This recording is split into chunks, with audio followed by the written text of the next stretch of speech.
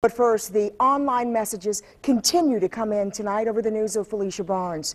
One mom wrote, "Just moments ago, I am lost for words. I prayed for Phylicia as if she were my daughter." Yeah, we have a heartbroken dad who told us today it was his daughter that was pulled out of the Susquehanna River. Christian Schaefer spent the night with police and has new information tonight on one of the most intense missing person cases we've seen. Christian.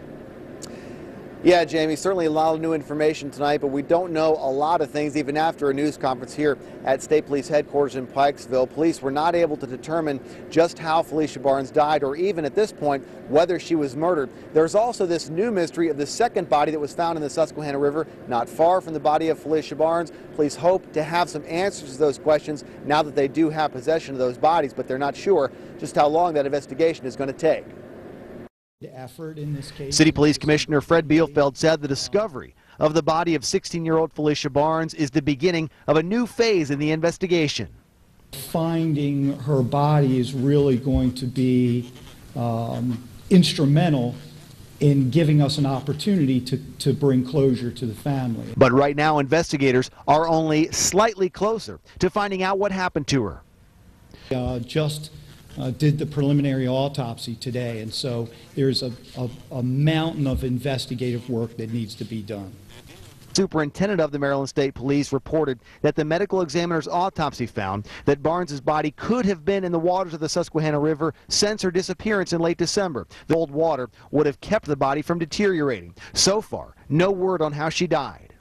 There's no indication of any overt wounds or injuries to Phylicia Barnes' body. Hours after the discovery of Phylicia Barnes' body above the Conowingo Dam, a new mystery, a man's body found below the dam. Other than their being in the same river, 4 miles apart, and found within hours of each other, there's no other indication of any connection. Both of the bodies were naked. Police could not say why. A new phase of the investigation, but one that's so far brought few answers and many more questions. Now, I asked the superintendent of the state police if it's possible that the two bodies were put in the water further upriver from the Conowingo Dam. He said that is a possibility, though neither of the bodies was weighted down in any way. They are going to employ the use of some experts on the way that rivers work to try and take a look at if they can find out exactly where those bodies went in the river. But that just tells you this is a huge investigation when you think of the scope and the length of the river and how many places the bodies could have been put in there. Police just don't know exactly what happened at this time, and that is going to be a very difficult thing for them to do. They're going to be dredging the river to find out if there's anything in it that helps them in their investigation. But once again, it could be very difficult to find out what happened to Phylicia Barnes. That investigation will continue now in earnest. We're live in Baltimore County. Christian Schaefer, ABC 2 News.